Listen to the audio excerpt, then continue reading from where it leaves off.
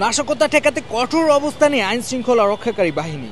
জুলাই গণ অভ্যুত্থানে সংঘটিত হত্যাসহ মানবতা বিরোধী অপরাধের মামলায় ক্ষমতাচ্যুত প্রধানমন্ত্রী শেখ হাসিনা সহ ৩ আসামির রায় ঘোষণার দিন নির্ধারণ হচ্ছে আগামীকাল।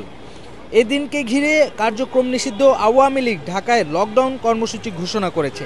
১৩ই নভেম্বরকে কেন্দ্র করে গত ৩ দিন ধরে ঢাকার বিভিন্ন এলাকায় ককটেল বিস্ফোরণ, পেট্রোল বোমা হামলা ও যানবাহনে অগ্নিসংযোগের ঘটনা ঘটিয়েছে। পদ্মা সেতু, মেট্রো রেল এবং এলিভেটেড এক্সপ্রেসওয়ে নির্মাণের গর্বিত অংশীদার বসুন্ধরা সিমেন্ট। রাজধানী ঢাকা ও আশপাশের জেলাগুলোতে সার্বিক নিরাপত্তা নিশ্চিত করতে পুলিশ, সেনাবাহিনী পাশাপাশি বর্ডার গার্ড বাংলাদেশ বিজিবি মোতায়েন করা হয়েছে।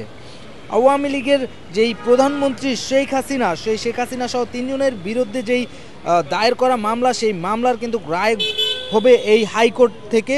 আমরা এই মুহূর্তে অবস্থান করছি হাইকোর্টের সামনে, যেন এইখানে কোনো প্রকার অপ্রীতিকর ঘটনা না ঘটে সেজন্য পুলিশের পাশাপাশি ১ প্লাটুন বিজিবি ও একটি বিজিবির সাজোয়া যান কিন্তু মোতায়েন করা আছে এখানে।